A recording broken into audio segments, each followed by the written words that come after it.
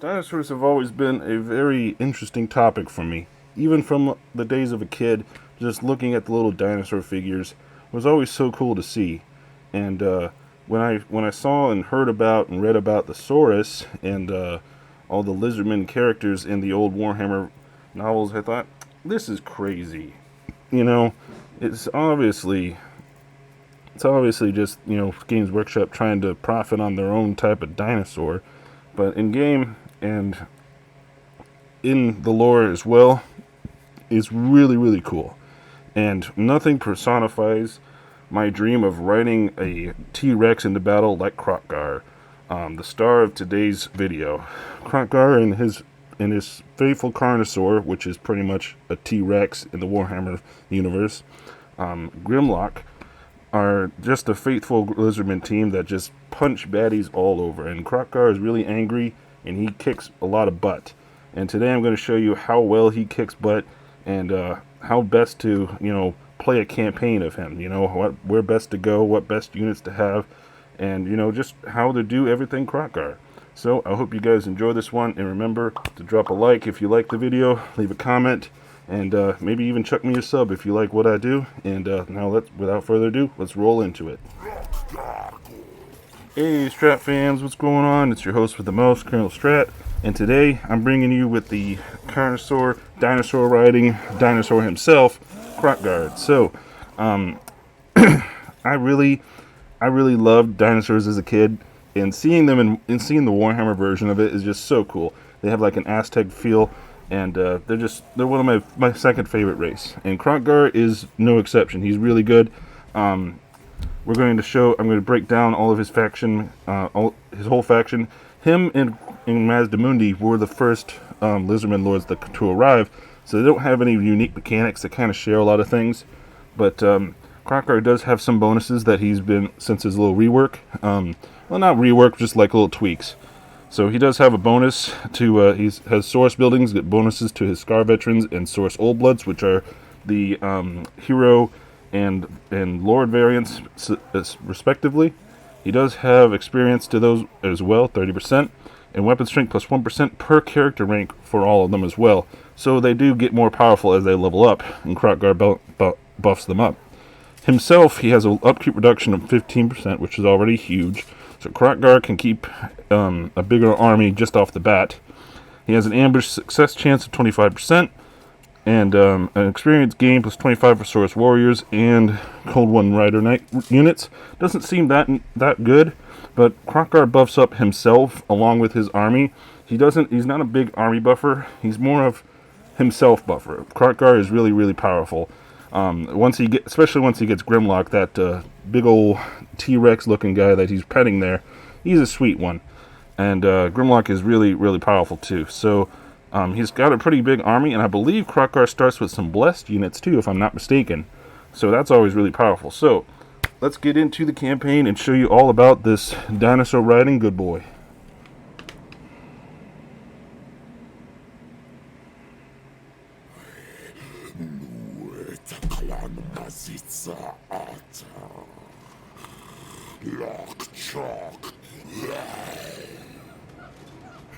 Okay, buddy. Yeah, not so super psyched about all the different races talking, in their native languages, but it makes sense for the lizardmen because they're literally dinosaurs. So, like, how are they gonna articulate English? They do guttural roars. So anyway, glancing by that little pet peeve of mine, the lizardmen, as we've discussed in my Mazdamundi video, they have the progress through, you can get Lord Kroq. Every lizardman any lizardman hero or lord, my bad, can get Lord Kroq, which is really, really powerful. He's a great old, wrapped up mummy frogman that could do a lot of damage with his Deliverance Itso spell. They construct geometric webs, and of course they get blessed spawnings. So, but yeah, I believe, yep, he starts with some blessed units. So he starts with these 2 blessed units, which have perfect vigor, already a big plus. So eventually the first thing I do, though, is get this Skink Priest of Heavens, which is probably the best Skink Priest, attach him in the army, and I'll attack this first settlement here, because you start right here with the Golden Tower here, but you gotta take, this settlement off the Skaven, and you're in the Southlands here, so there's not really much to fight, but when you go north, there's a lot of different things to fight. So Kroq-Gar starts fighting like Skaven here and here, all over here, and then he's got like, I think there's a Zechian faction down here. Yeah, what's his name? I'm trying to remember his name. The big bird guy. He's down here. Kairos. Yeah, and then of course there's Thorek up in these mountains. In fact, he's right there. Yeah, that's Ironbrow's expedition. So Kroq-Gar starts in a bit of a challenging space, because there's Tomb Kings up here, over here, Corns up here. There's all the Southlands are just full with different enemies, because it's like a Thunderdome. So we'll fight this first settlement. So that's going to be an easy victory, we're going up against a lot of rats with our chunky lizard boys. Easy victory, a nice little way to occupy, and then we get our first province, as well as our first right unlocked as well, because the lizardmen have access to rights. And then for our first skill point, I usually go into, I could do spawning of Jotl, because that's a really good ability to have, but I usually save that and I go for Predatory Fighter, or unlocking one of these skill trees, depending on how good Kroq-Gar is doing. So I go for Predatory Fighter. For my Skink Priest, I do Harmonic Convergence, because it does help. It does help boost up one of these units in the fight. And then for our first units to recruit, you can't really go for anything other than these Saurus warriors, but they're still tier 2. So I usually go for just regular Saurus warriors, just because he has such a high buffs to Saurus, that it's not really used to do skinks other than like their range capability. And then for the buildings, I'm going to tear this down. Usually I'll go for the first building in here will be the underground lagoon, or the taming pen, just so I can get one of those 2 units, because the lagoon of course is already in here, which gives us this. So it's just the tier 4, because you need to be able to get temple guards soon. But having Saurus warriors with shields and spears with shields is always good to have. For what we're going to do, the alignment of crafting for our commandment, just because that helps out the province a lot. Lizardmen, like the dwarves, suffer a lot through growth, and because they're spawned. They spawn themselves. They don't actually have, like, lizardmen babies and shit. They just spawn themselves literally out of a pool. Alright. And then for the Golden Tower, this one's really good because it gets flat income, a flat research rate, control, and corruption, and provides a Temple Guard garrison. So I usually go for that. Really, really good to keep that little southern border, or this little border here, with Orion's camp and this Orc tribe and all the other tribes of the Badlands, to keep them out while we take this side of the coast as Kroq-Gar. And then for our first technology, we already start with the sequence of Tablet of Saurus and sequence of weapon crafting, and then I'll just do sequence of mass combat, and then we'll do Tablet of spawning, so that we can buff up the skinks and the Saurus, like recruit ranks. What we'll want to go for first, once we get a burrows, is the Tablet of Crafts, or the Tablet of Monuments once we get a Grand Plaza for the growth. We want to try to work on hand in hand, do like civilian technology, military technology, a lot more for civilian, because the lizardmen lack it really hard. So like you can power through all these, but I guarantee you, you're not going to have the money or the Saurus to like sustain. And with how many enemies there are on this side of the mountains, you're going to want to try to make sure that you can sustain your empire. because you're not going to be able to build up to tier 3 that fast. Once you get to tier 3, you can pretty much make a settlement secure for most fights, except if it's like overwhelming odds. But you know, the lizardmen just need a little bit extra punch to get to tier 3. It's not like Skaven or, you know, Empire that can get to it so fast. The lizardmen and the dwarves have to crawl and inch their way through, and Kroq-Gar is no exception. Even though he's a great fighter himself, he's insane. It's just he needs that cushion. So you need to make sure you're not ignoring your civilian technologies as Kroq-Gar either. All right, first right we unlocked is the right of Sotek, but we don't have enough funds, and this is really good for skinks. But I usually will do the right of Ferocity or the right of Primeval Glory. You'll use that in a clutch situation, or the right of Awakening for a Slan Mage Priest. He doesn't have any like overpowered rights. Kroq-Gar doesn't rely on that. He's more just buffing himself and his units, and he grows powerful over time.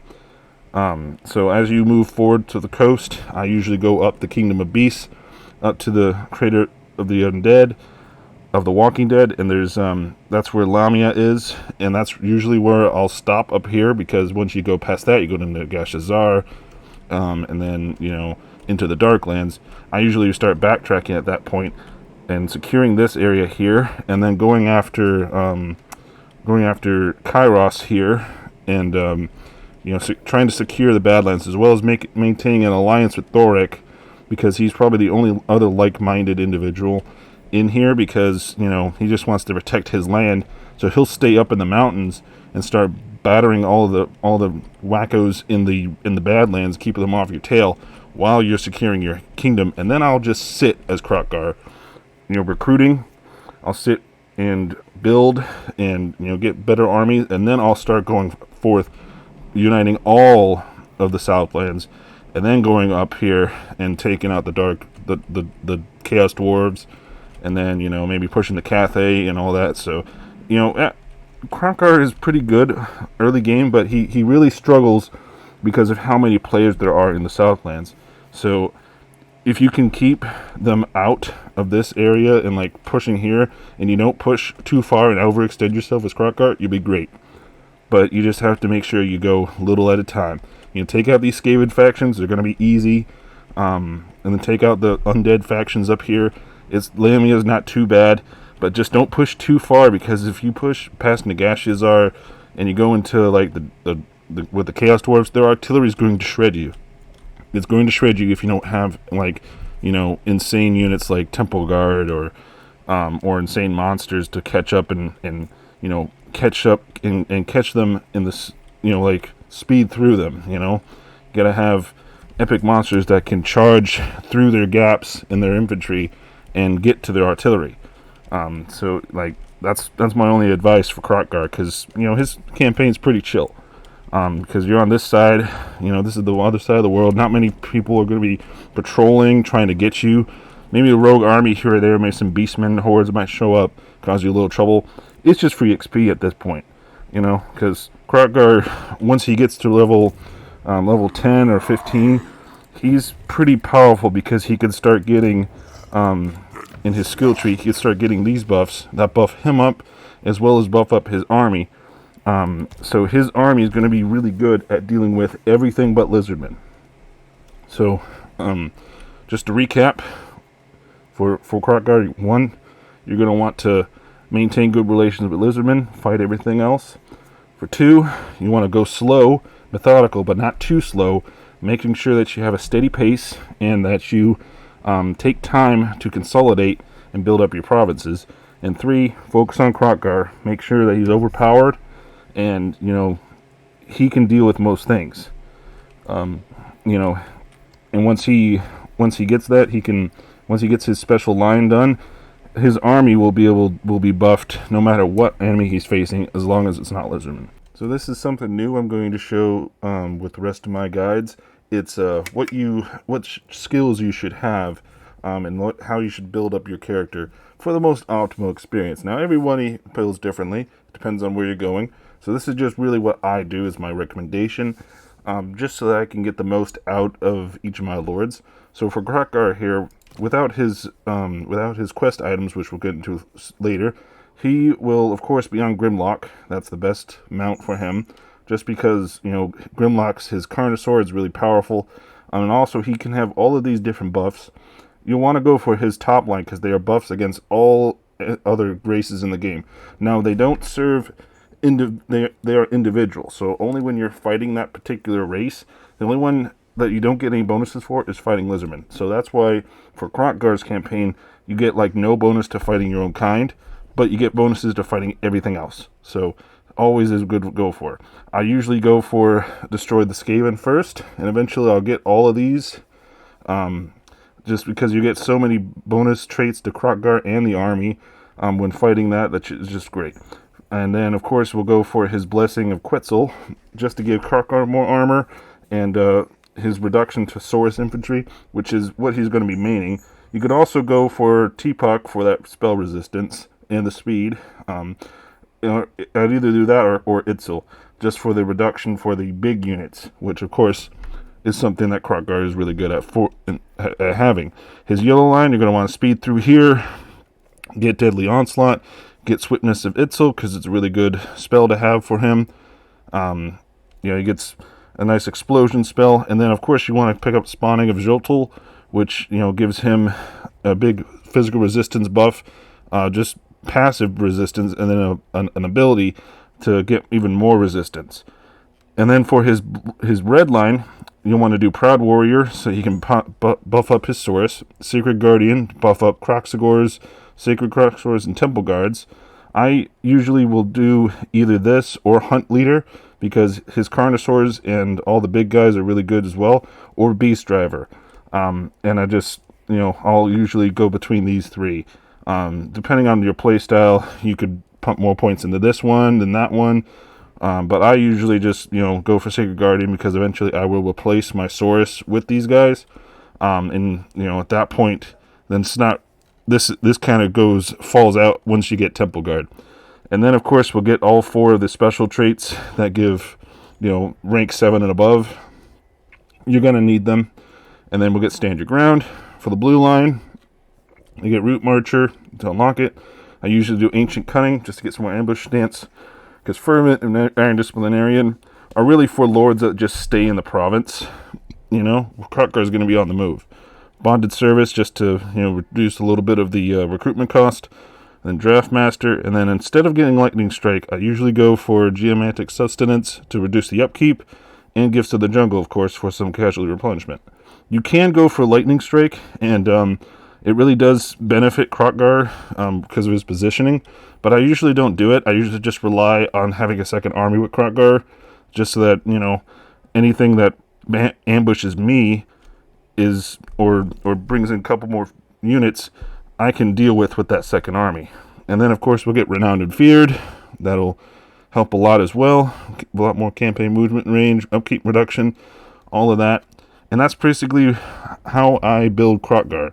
And then when you add his Revered Spear and his Hand of the Gods, he does even better, because he's got a bound spell, magical attacks, a whole lot more melee attack, discouraged attacks, and then, of course, he's got this buff right here, too. So he becomes a beast. He becomes a really big beast.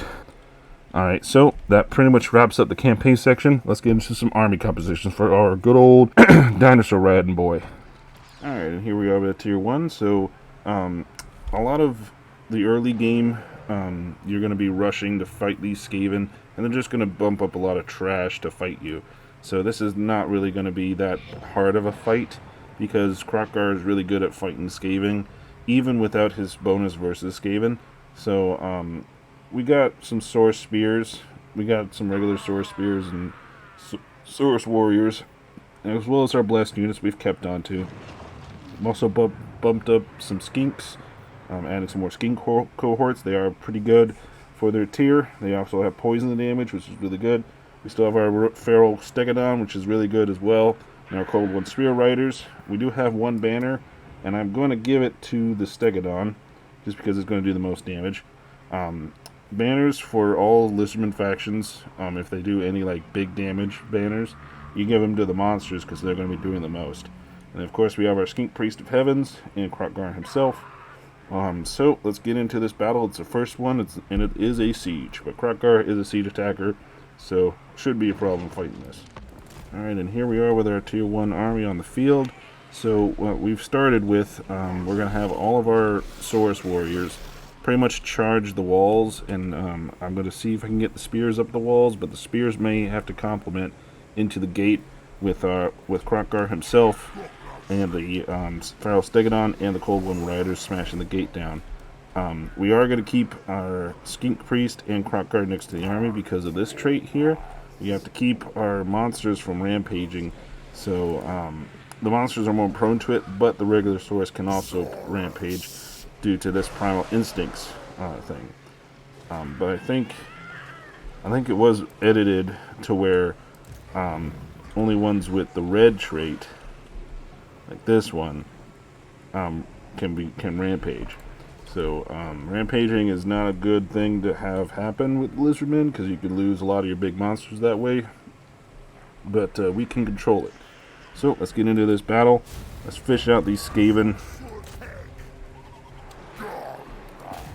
Yeah, that'll work there. And then we'll get the them to go after the gate. The Skinks go right here. And then I'm going to have these guys go up here. These guys go here. No. Yeah, that'll work. No, he doesn't have anything. Come on, go up. There we go. And then we're already moving in. Our cavalry and Kroq-Gar are going to go in. We do have a couple spells, the Harmonic Convergence and the Wind Blast. Wind Blast could help, especially against Skaven, because it's, does damage versus low armor entities. We just got to get close to the walls. There's like no Skaven on the walls, like none. There's only like one unit of clan rats, so they're gonna fall pretty hard. Kroq-Gar is gonna screw them up really heavily too. That they also do that. Skaven, they'll have clan rats just pop out of the ground. That's their special abilities, and it's really annoying dealing with it, but it is something you have to deal with. We've already taken, I think we've already taken this part, yeah. Alright. Send Kroq-Gar and the monsters through. Yep, and we've already taken this spot here. Let's send our Saurus down. Yep, pretty much taken it already. Alright. And let's do some help by just doing these little quick wind blasts. It helps. It's a little bit of damage, not all that much, but it does help.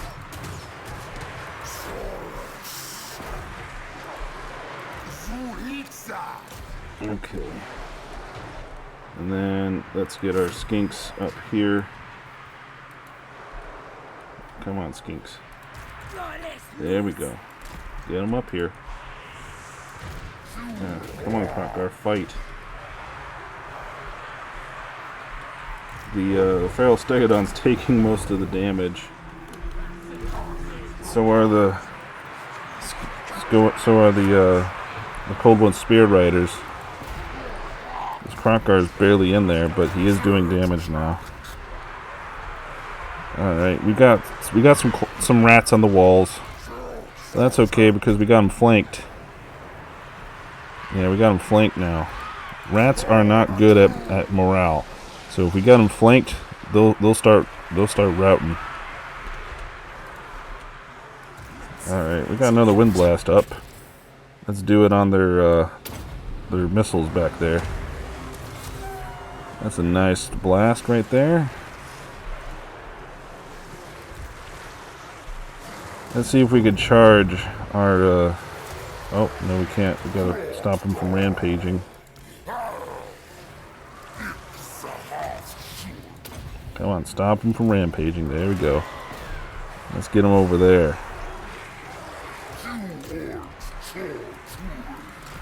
If we can get him over there, he'll stop the enemy from firing at him, causing that damage. Alright, do another wind blast. That does a little bit more damage to them. There we go. There we go. It's all about disrupting the enemy's missile. Because, you know, the Skaven, their biggest strength is their numbers. And they're able to literally what's the word I'm looking for? They can literally, outbody you, even when you have superior troops. Like, look, they have way more entities on the field than us, but they're really cheap. But if they can surround your monsters, they could do a lot of damage. Like they did half health to this monster already, and that also includes Kroq-Gar. So you want to make sure that you, especially with these Skaven missile units, you want to keep them down. You want to hit them hard, because if you don't, you get complacent. Then the Skaven pretty much win. Alright, let's get these Skaven. The wind blast, that'll do. That's one thing that they suck at, though, is preventing damage from spells, because they blob so much. Alright. And these are just Skaven slaves, so they're not that great. That's why they're not doing so much damage to our beastie. But they still are doing a lot of damage to him. Kroq-Gar, go eliminate that lord.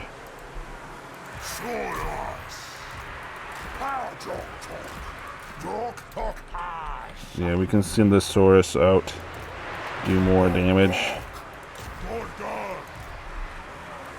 The reason why I have a big Saurus army is because while most lizardman factions, like Mazdamundi, will rely on skinks a lot, and Tehanawan pretty much depends on skinks. Saurus is really good for Kroq-Gar, and he can actually do it because he's got the upkeep reduction. So he can do he can field an army of Saurus warriors, because he doesn't have to deal with the upkeep costs. You know, so he doesn't have to deal with those upkeep costs of, you know, maintaining another Saurus army. You know, I mean, yeah, the upkeep's not going to be perfect, but he's got an upkeep reduction buff that just really helps him do good. All right, we're gonna send the army after these guys, and the skinks are gonna hole up in the. They're gonna hold up on the walls so that they can defend the gate. They're still hitting us from over there. Wow. That is just wow, man. I did not think they'd be able to hit us from over there.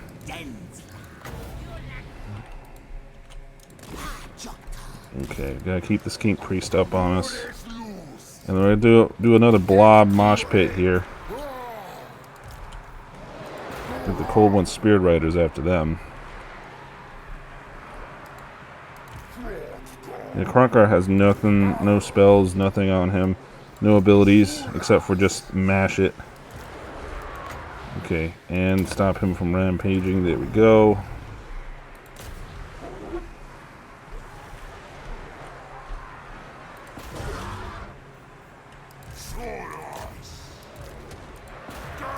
Just want to make sure we don't have any units idling. They need to be doing something.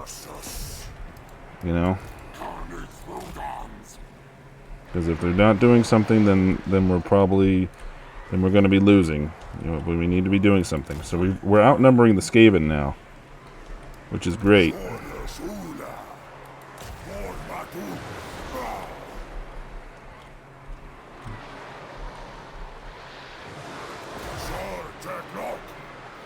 Yeah, let's go after them now. Go after this guy.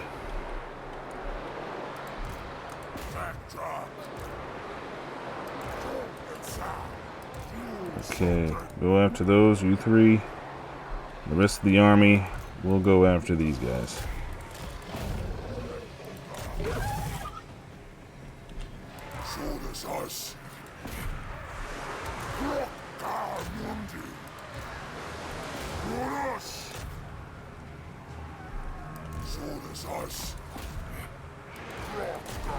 And that's pretty much the enemy army dealt with. We pushed really deep.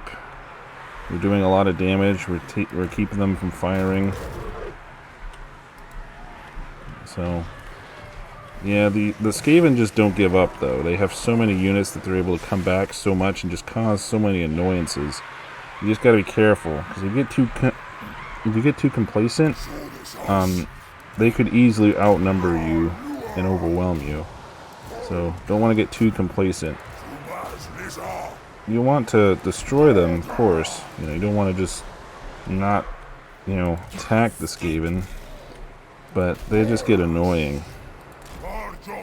Like, see, we could push, but we would also overextend ourselves. We don't want to overextend ourselves. We want to just, you know, stay well within our boundaries here.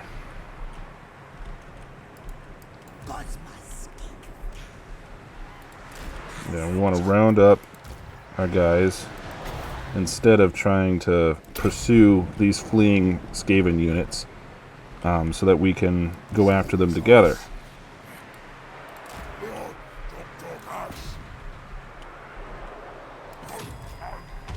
And there we go. That does out with most of their towers in this sector, so that's already good. Let's go after the Night Runners with our cavalry.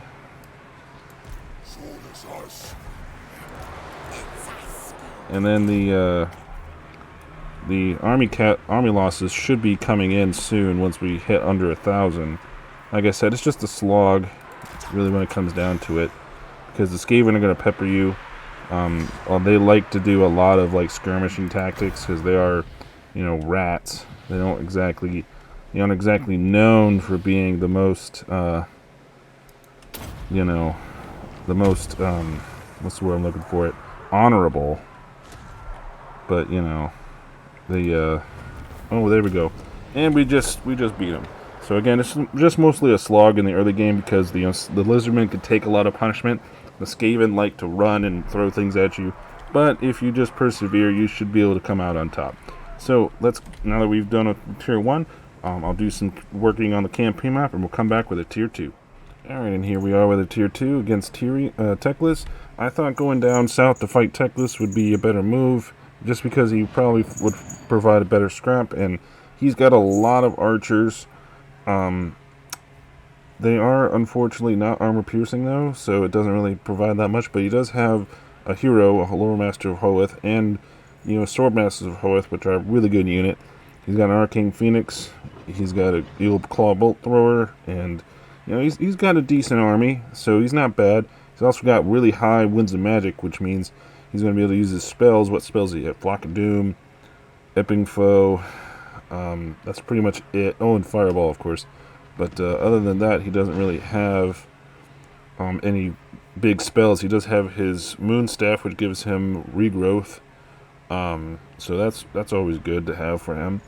But we are bringing quite a bit to the table. We got Kroq-Gar. He's on his Cold One mount, so he is mounted now. He has a Skink Priest with Lord of Heavens with these spells.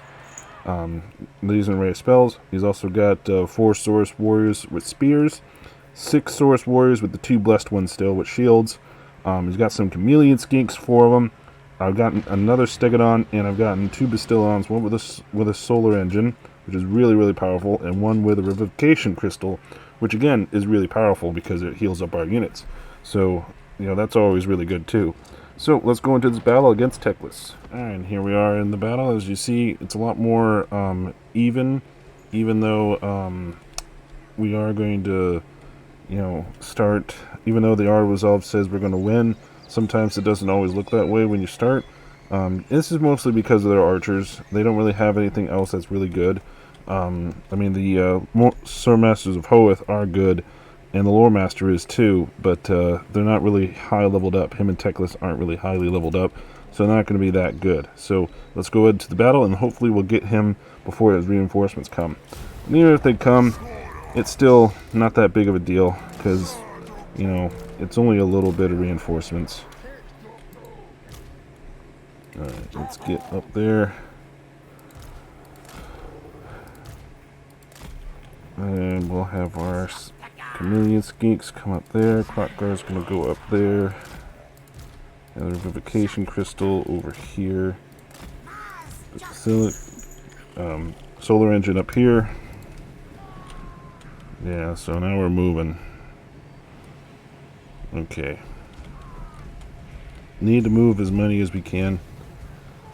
Skink Priest doesn't have a mount yet, so he's going to be a little underpowered, but the revivification crystal, really cool. This can also resurrect dead combatants, so it's really good to have these late game. Alright.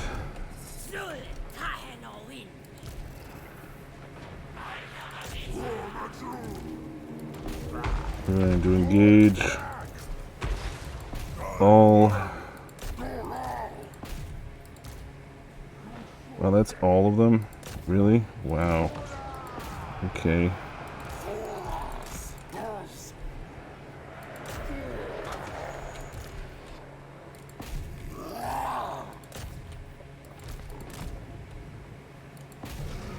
Yeah, let's just engage them. Yeah, we'll have the chameleon skinks engage these guys. Have that snipe those. Revivification crystal, go on Kroq-Gar.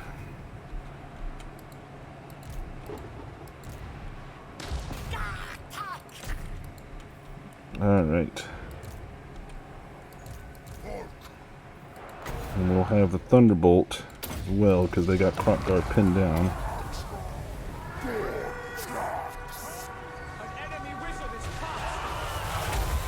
There we go. That'll teach him. Kroq-Gar's gonna go for the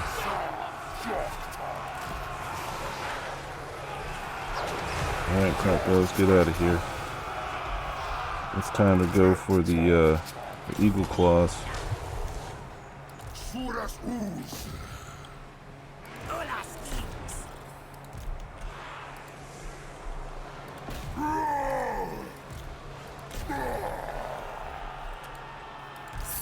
Yep, we're firing on this guy. Feral Stegodon's going crazy.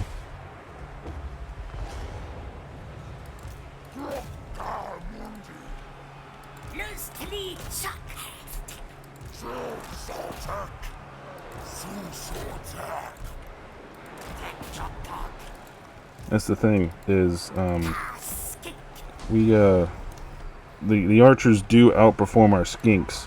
So that's not going to really be good with that. But I can constantly help out Kroq-Gar by zapping the enemy.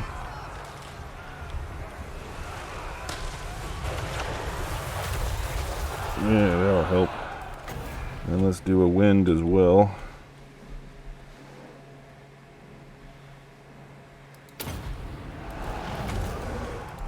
Okay, we've pretty much gotten all of these guys, but they are firing at our other guys.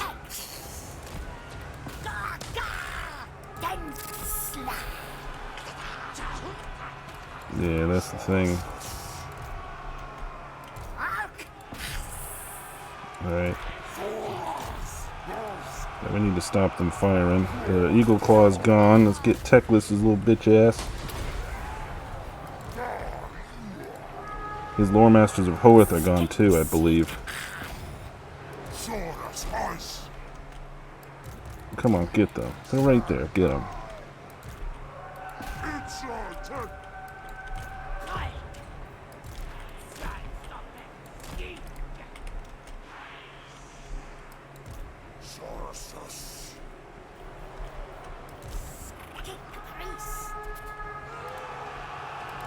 Come on, get Teclis' bitch ass. I hate when sometimes the Warhammer AI will just stop. You know, they'll just stop in their tracks. Come on, get him. Especially the Lords will do this too, where they attack and then they'll just stop. We're probably going to lose that Stegodon. Yeah, that Stegodon's gone. But that's okay, because we're going to also lose, the enemy's also going to lose a lot of their units too. Ooh, that was great. Let's fire on those guys now.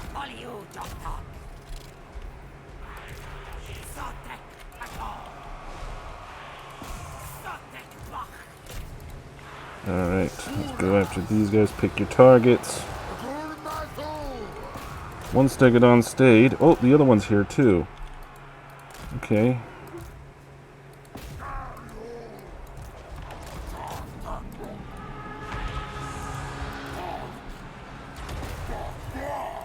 What even was that? I don't even know what that was. Is Teclis gone? No, he's not. He's still there. Kroq-Gar, what are you doing? Okay. Let's do a bolt right there. See if they stay like idiots. Yeah, they're gonna stay like idiots. Okay. Well, that does them in.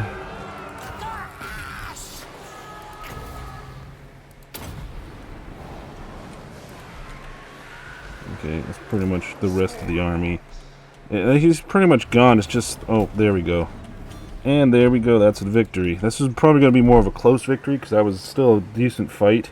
Again, the Lizardmen's biggest drawback is their lack of range units. They don't lack them entirely, but they have to find stuff to bridge the gap and take out those range units, because going up against factions like these, like the High Elves, you're going to suffer a lot. But like I said, Kroq-Gar, he can get a lot of bonuses against all these factions. So he can really become a beast, and I'm going to show you that in the third one. So let's move on to Tier 3. And here we are with Tier 3. Sorry for you that all you guys have a great view of Grimlock's ass right here. Anyway, so we're fighting against High Queen Khalida. She hasn't really done much at all, so she just kind of sat here, gaining a little bit of forces every now and then. But she does have her venom wave, and that's always really powerful for her. And I mean, the Nehekarans aren't really good at repelling lizardmen, because they don't have anything for armor. So even with the Nehekaran warriors and all of this, and the Ustabi and Screaming Skull catapults, which will do some damage, I feel like we're going to be able to outdo them, because we just have such good army. So we have some Temple Guards. I brought about 6. We have a Dread Saurian, which there are unit caps, so I only could get 1. And then I got 2 Ancient Stegodons with Engines of the Gods on them. Really good ability. The Engine of the Gods, Burning Alignment. And then we have a Kodal, which is one of the DLC units. That's for the, I think it was the, I'm trying to remember, Silence and the Fury, I think. It's got some bound spells. It's also, it's got some, it's a flying support monster, so it's really good. We have 2 Bastiladons with Revivification Crystals, 4 Sacred Kroq-Gars, which probably the best unit come out of Hunter and the Beast, and then Stegodons, some regular Stegodons, because they're just so much better than Ancient Stegodons, even though Ancient Stegodons are Tier 5. These ones I like their missile strength. It's a lot better, so they can do a lot more damage. We're going to actually give one of the, we're going to give the Dread Saurian the Shredder banner. And we're going to give the Kodal the Fear banner, because that'll make sense, because he's flying around causing fear. Alright, so let's go into the battle now. Alright, and here we are on the field of battle for our Tier 3. So, a lot of different units, and as you've seen, this is a lot different than my Mazdamundi one, because I brought a lot of monsters more than anything. See, because Kroq-Gar buffs himself up mostly, and he's got most of his, buffs to himself, he's really powerful. But he doesn't really buff up the army that much, so he can actually focus on himself. Like, he's got Devastating Flanker, he's got Immune Contact Effects, he's got Frenzy, he's got all these different saves, as well as Fear, and he's got all of these things. And plus, if he has his special items, he's got even more. So he's just really a beast in combat, and he's going to buff up his army a little bit. Like, he buffs up the Temple Guard, okay. And you know, you get specific buffs depending on who you're fighting. Like, we're going to get a buff once the battle starts against you know, the the Tomb Kings. We're going to get a buff against them, but it's not going to be that substantial. I think it's like 10% weapon damage against them or something. So it's, again, it's pretty good, but not a whole lot of buffs. So he's not much of a buffer. He's a fighter. Alrighty, so let's get into this. We already know what units we have. We going to want to keep the support monsters up in the front, but not too much in the front. And the Kroq-Gars, Sacred Kroq-Gars, are going to want to hunt down some special units, like the Ustabi, or the Catapult, or maybe Khalida herself. So let's go into this battle now. Alright, they're hiding behind this this wood. They're probably going to continue to hide behind it. We're going to push right through it.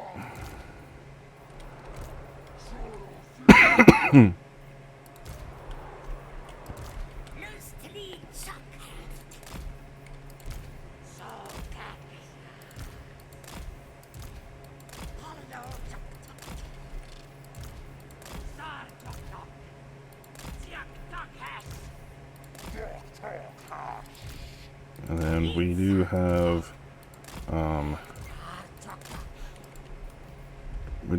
the oh Jesus, the Screaming Skull catapults hurt.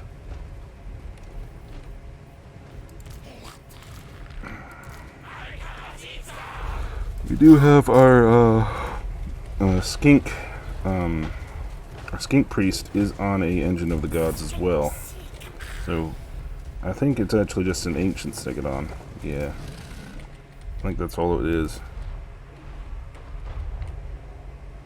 Alright.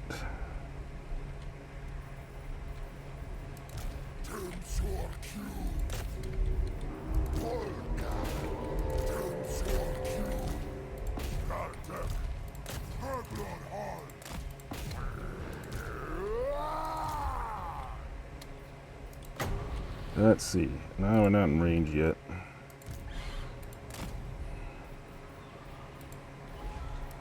But we can do that, which will help.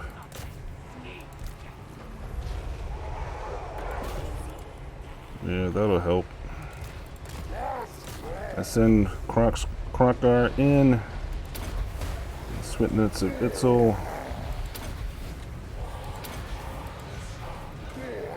Okay, and we'll do Chain Lightning again. Help Kroq-Gar out. Send the Dreadsaurian in. Code will be out here.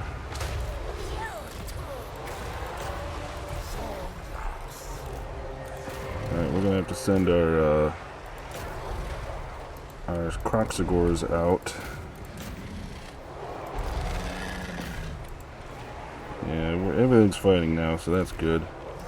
We'll do this. Now it's an arc, so you're gonna want to make sure you get things in a good radius. They have the Realm of Souls activated, but that's okay, because we got the solution to Realm of Souls.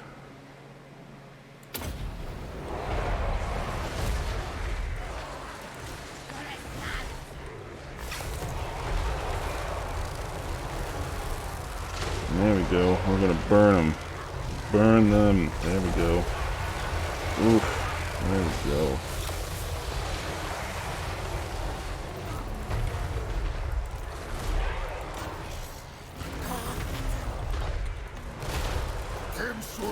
Okay. Let's see if we can get the Lich Priest. Khalida's in the fight. We'll cast that. In case, we'll also cast that. Alright, nobody's rampaging yet, and I didn't think they would. Yeah, he's gonna be great. Alright, Kroq-Gar is just causing havoc. Khalida is in the thick of it, but she's not really doing so hot. Let's have our Vivification Crystals cast on these guys, because the Temple Guard are taking the biggest hit.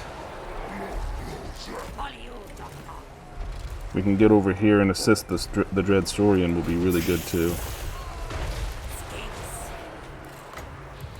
Yeah, let's assist the Dreadsaurian there. Alright, get him revitalized. There we go. We did good. Alright, send them all against Kalita.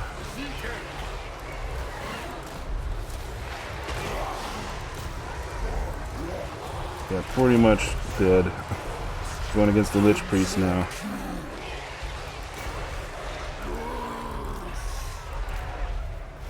Alright, and then these Stegodons are pretty much just doing what they always do. And that's, you know, firing.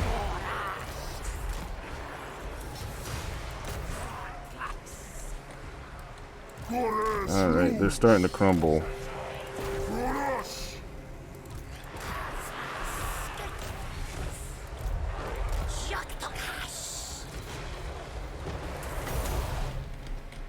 Oh, we can do another cast of Chain Lightning. Wow, I didn't think we had that much. We have a lot of Winds of Magic. Wow, that's probably due to the engines of the gods, too.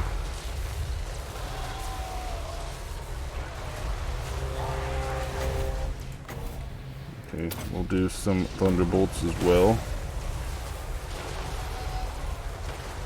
Now they're moving out of the way. But they're still going to get hit. And there we go. That's the army losses. Alrighty, that's a decisive victory for us. Now, we're gonna wrap this thing up, and I'll catch you out in the last side. Roll it. Alrighty, Strat fans, and I hope you guys enjoyed this one. I certainly did, making it. You know, just seeing Kroq-Gar and learning about him, because I had never read Warhammer lore before I played this game. Like the original Warhammer. I played 40k and knew about that, but I never, you know, really dove into that. And, you know, Kroq-Gar was a cool character to learn about, and he's really cool to play in game. He's really, really, like, centric on him and Grimlock and their friendship together. They work so well as a team, and he buffs up all the other Lizardmen, buffs up the Lizardmen, Scar veterans, and Old Bloods so much that, you know, you can have really super lords and heroes. So he does really good.